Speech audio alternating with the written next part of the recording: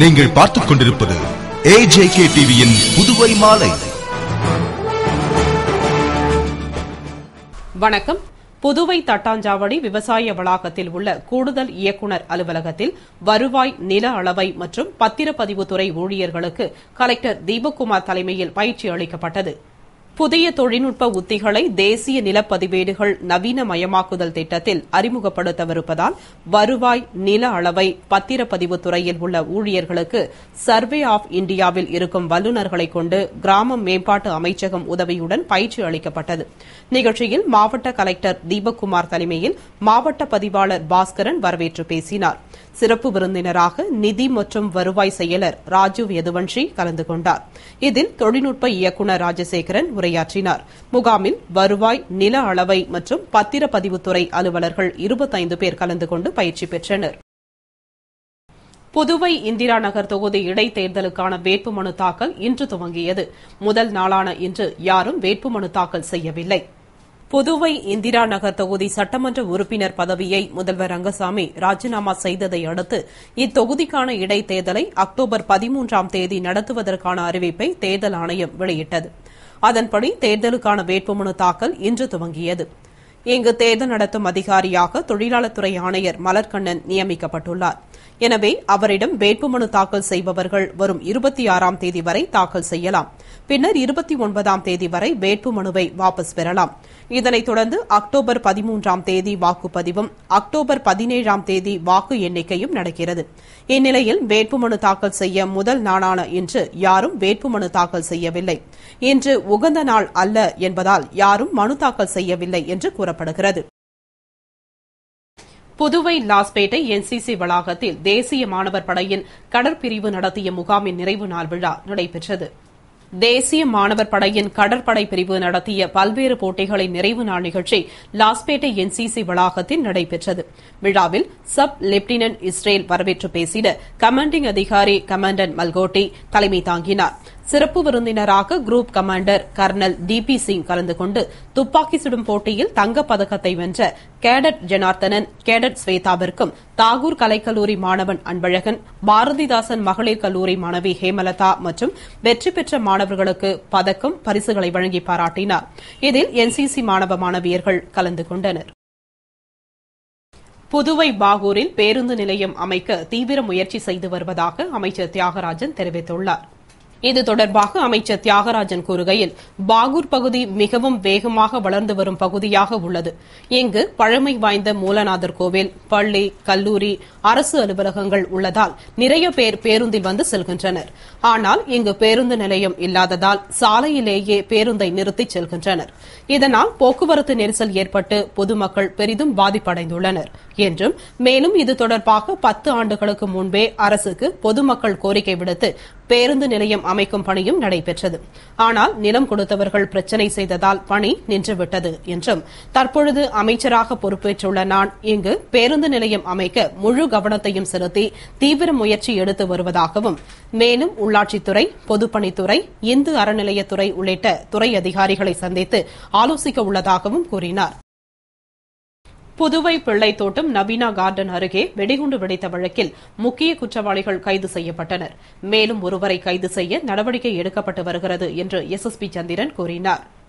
இது தொடர்பாக SSP சந்திரன் கூறுகையில், கடந்த 15ஆம் தேதி உருளையன்பேட்டை காவல் நிலையத்திற்கு உட்பட்ட பிள்ளைத்தோட்டம் நவீனா கார்டன் அருகே காவல் நிலைய அதிகாரி செந்தில்குமார் ரோந்து பணியில் ஈடுபட்டிருந்த பொழுது வெடிகுண்டு வெடித்தது போல் சத்தம் கேட்டதாக தகவல் வந்தது. உடனே அவர் அங்கு விசாரணை நடத்திய பொழுது அங்கு ரத்தக்கரை படிந்த மண், பீர் பாட்டில்கள், கரை படிந்த துணி, இரும்பு நட் போன்ற பொருட்கள் இருந்தன. மேலும் சிவகுமரன் என்பவர் அடிபட்ட காயங்களுடன் மருத்துவமனையில் சேர்ந்துள்ளதாக தெரியவந்தது. உடனே அவர் மருத்துவமனைக்கு சென்று விசாரித்ததில் அவர் பட்டாசு வெடித்ததாக கூறினார்.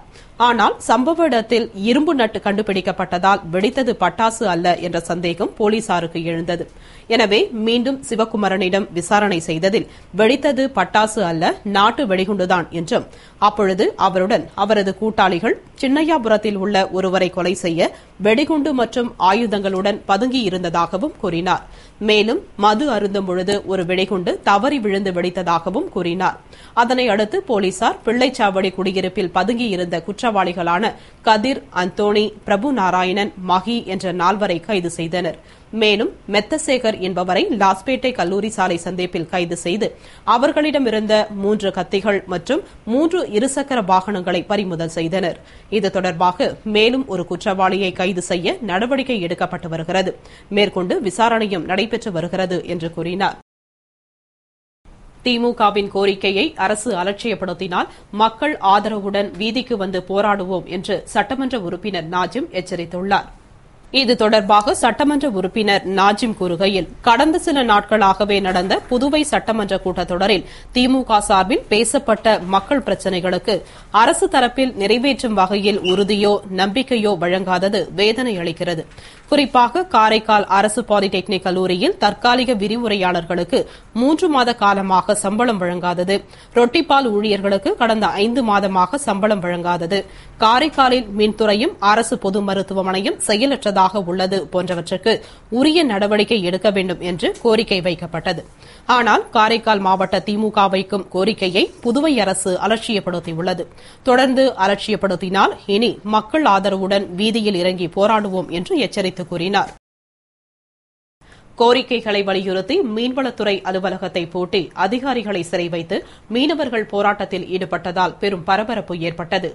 தேங்காய் திட்டு பகுதியில் கடல் முகத்வாரத்தை காவேரி கப்பல் மூலம் ஆழப்படுத்த வேண்டும், கடல் ஓரத்தில் 300 மீட்டர் தூரத்திற்கு பாறாங்கற்களை போட்டு கடல் அரிப்பை தடுக்க வேண்டும் உள்ளிட்ட பல கோரிக்கைகளை வலியுறுத்தி புதுவை விசைப்படகு மீன்பிடி தொழிலாளர்கள் மீன்வளத்துறை அலுவலக கதவை பூட்டி அந்த அலுவலக அதிகாரிகள் மற்றும் ஊழியர்களை சிறை வைத்து போராட்டம் செய்தனர்.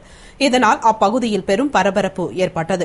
சங்கத் தலைவர் ராஜேந்திரன், செயலாளர் முத்து, பொருளாளர் செல்வம் தலைமையில் நடைபெற்ற போராட்டத்தில் 100க்கும் மேற்பட்ட மீனவர்கள் கலந்து கொண்டனர். போராட்டம் பற்றிய தகவல் அறிந்த உருளையன்பேட்டை போலீசார் விரைந்து வந்து அலுவலக கதவை திறந்து சிறை வைக்கப்பட்ட அதிகாரிகள் மற்றும் ஊழியர்களை மீட்டனர்.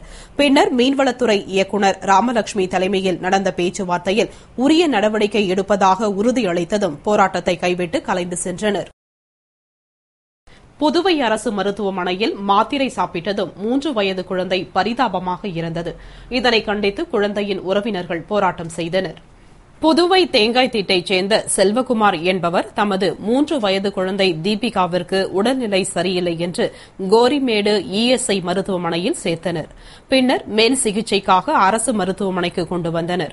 அங்கு பரிசோதித்த டாக்டர் ஊசி போடுவதற்காக வார்டுக்கு அனுப்பி வைத்தார். அங்கு செவிலியர்கள் குழந்தைக்கு 2½ மாத்திரை கொடுத்தனர். அதை சாப்பிட்ட குழந்தை அரை மணி நேரத்தில் வலிப்பு ஏற்பட்டு இறந்துவிட்டது. இதனை அறிந்த செல்வகுமாரும் அவரது உறவினர்களும் அதிர்ச்சியடைந்தனர். இதனால் ஆத்திரமடைந்த அவர்கள் போராட்டத்தில் ஈடுபட்டனர். தகவல் அறிந்த பெரியகடை போலீசார் விரைந்து வந்து சமாதானப்படுத்தினர். அவர்கள் டாக்டர் மற்றும் செவிலியர் மீது நடவடிக்கை எடுக்கும்படி வலியுறுத்தினர். அதற்கு போலீசார், மாத்திரை சாப்பிட்டதால் இறந்ததாக நீங்கள் கருதினால் குழந்தையை பிரேத பரிசோதனைக்கு அனுப்பி வையுங்கள், அந்த அறிக்கையின்படி சம்பந்தப்பட்டவர்கள் மீது நடவடிக்கை எடுக்கப்படும் என்று கூறியதால் கலைந்து சென்றனர். குழந்தையின் தாய் 6 மாதங்களுக்கு முன்பு இதய நோயால் இறந்தார் என்பது குறிப்பிடத்தக்கது. புதுவை கேண்டீன் வீதியில் உள்ள ஸ்ரீ மனோன்மணி மாரியம்மன் ஆலய 1ஆம் ஆண்டு பிரம்மோற்சவத்தை முன்னிட்டு மகாராணி அலங்காரத்தில் அம்மனுக்கு ஊஞ்சல் உற்சவம் நடைபெற்றது. புதுவை கேண்டீன் வீதியில் எழுந்தருளி உள்ள ஸ்ரீ மனோன்மணி மாரியம்மன் ஆலயத்தில் 1ஆம் ஆண்டு பிரம்மோற்சவம் கடந்த 8ஆம் தேதி துவங்கி நடைபெற்று வருகிறது. அதில் 11ஆம் நாள் உற்சவமாக ஊஞ்சல் உற்சவம் நடைபெற்றது. இதனை முன்னிட்டு மாரியம்மனுக்கு பிள்ளைத்தோட்டம் ஸ்ரீ பாண்டுரங்க ரக்குமாயி ஆன்மீக கைங்கரிய சபா சார்பில் சிறப்பு அபிஷேகமும் காயத்ரி அலங்காரத்துடன் மகா தீபாராதனையும் நடைபெற்றது. பின்னர் உற்சவருக்கு மகாராணி அலங்காரம் செய்யப்பட்டு புஷ்பங்களால் அலங்கரிக்கப்பட்ட ஊஞ்சலின் அம்மனின் பொன்னூஞ்சல் உற்சவம் நடைபெற்றது. விழாவில் திரளான பக்தர்கள் கலந்து கொண்டு சுவாமி தரிசனம் செய்து அம்மன் அருளை பெற்றனர். விழாவிற்கான ஏற்பாடுகளை அறங்காவல் குழுவினர் மற்றும் விழா குழுவினர் செய்திருந்தனர். இத்துடன் செய்திகள் நிறைவடைந்தன. வணக்கம்.